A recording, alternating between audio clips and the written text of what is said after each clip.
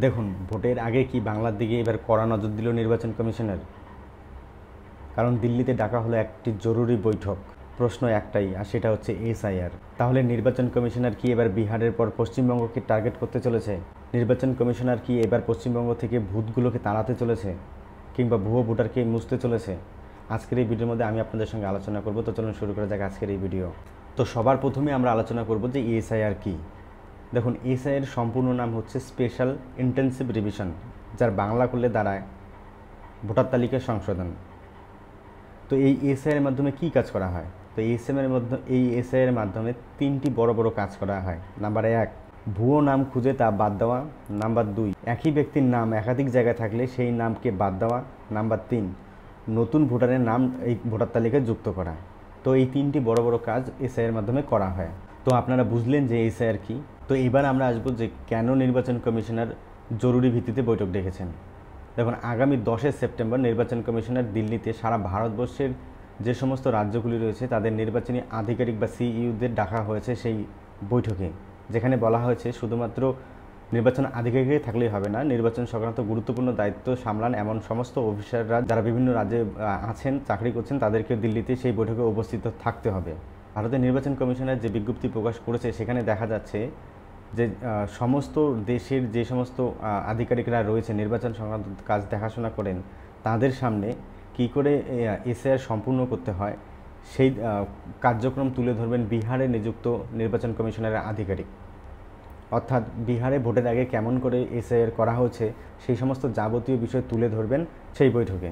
আর ভারতীয় নির্বাচন কমিশনের পক্ষ থেকে, জ্ঞানেশ কুমারের পক্ষ থেকে জানতে চাওয়া হবে ভারতবর্ষের সমস্ত অঙ্গরাজ্যের নির্বাচনী আধিকারিকদের কাছে যে কোথাও এসআইআর করতে গেলে কী কী সমস্যা তাদের সম্মুখীন হতে হচ্ছে, সমস্ত কিছু তাদের কাছ থেকে জানতে চাইবেন। তো এবার প্রশ্ন হচ্ছে যে এই নির্বাচন সংক্রান্ত গুরুত্বপূর্ণ বৈঠকে বা এসআইআর সংক্রান্ত গুরুত্বপূর্ণ বৈঠকে পশ্চিমবঙ্গের নাম কেন এত গুরুত্ব পাচ্ছে? দেখুন, বাংলার ভোট নিয়ে দীর্ঘদিনের অভিযোগ রয়েছে, যেখানে সাধারণ মানুষ অভিযোগ করে থাকেন যে মৃত মানুষের নাম ভোটার তালিকায় রয়ে গেছে এবং একই ব্যক্তি একাধিক জায়গায় ভোট দিচ্ছেন বারবার।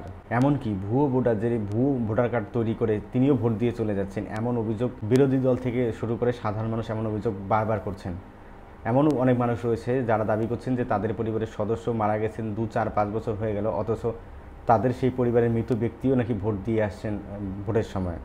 এই সমস্ত অভিযোগ দীর্ঘদিন ধরেই ছিল পশ্চিমবঙ্গের ভোটার তালিকা নিয়ে। আর তাই নির্বাচন কমিশনের এই দিল্লির বৈঠকে এই পশ্চিমবঙ্গের বিষয়টি যে অত্যাধিক গুরুত্ব পেতে চলেছে সেই বিষয়ে আমাদের কোনো সন্দেহ নেই। দেখুন, বিহারে বিধানসভা নির্বাচনের আগে যেমন নির্বাচন কমিশনার এসআইআর করেছেন, ঠিক তেমনি পশ্চিমবঙ্গে 2026 সালে বিধানসভা নির্বাচনের আগ মুহূর্তে পশ্চিমবঙ্গে যে এসআইআর করবে সে বিষয়ে কোনো সন্দেহ নেই। এসআইআর করা এবং না করা এটা হচ্ছে ভারতের নির্বাচন কমিশনের একান্ত ক্ষমতা অন্তর্ভুক্ত। তাই কোনো সরকার বা কোনো বিরোধী পক্ষ যতই চাপ সৃষ্টি করুক না কেন, যতই কথা বলুক না কেন, নির্বাচন কমিশনের এই কাজে কখনোই তারা হস্তক্ষেপ করতে পারবে না। আর যদি করে তাহলে সেটা যুক্তরাষ্ট্রীয় কাঠামোর পরিপন্থী, অর্থাৎ সেখানে রাষ্ট্রপতি শাসন জারি হওয়ার মতো পরিস্থিতি তৈরি হয়ে যেতে পারে। এবার প্রশ্ন হচ্ছে, যদি পশ্চিমবঙ্গে এসআইআর একবার হয়ে যায় তাহলে এর রাজনৈতিক প্রভাব অনেক গুরুত্বপূর্ণ। কারণ কিছু কিছু রাজনৈতিক দল রয়েছে যাদের সরাসরি ভোট ব্যাংকে আঘাত পড়বে এই এসআইআর মাধ্যমে ভোটার তালিকা সংশোধন হলে।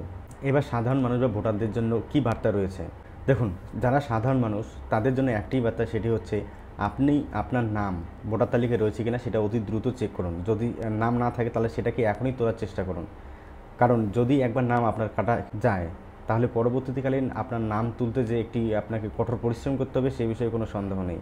আমরা আমাদের ডেসক্রিপশন বক্সে আমরা সেই সমস্ত লিঙ্ক দিয়ে দিব, আপনারা সেখানে গিয়ে আপনাদের ভোটার লিস্টের নাম চেক করতে পারবেন। ইতিহাস বলে যে বাংলার ভোট সবসময় জাতীয় রাজনীতির কেন্দ্রবিন্দুতে থাকে। আর এবার নির্বাচন কমিশনারের কড়া নজরদারি, অর্থাৎ এসআইআর নিয়ে যে নির্বাচন কমিশনের নাছোড়ভাব মনোভাব, এটা বুঝিয়ে দিচ্ছে যে আসন্ন 2026 সালের যে বিধানসভা নির্বাচন সেটা হবে আরও টাইট এবং আরও উত্তপ্ত। তো এবার সবার মনে একটাই প্রশ্ন, আর সেটা হচ্ছে যে কবে পশ্চিমবঙ্গে এসআইআর হচ্ছে, সেটা কি পুজোর আগেই নাকি পুজোর পরে?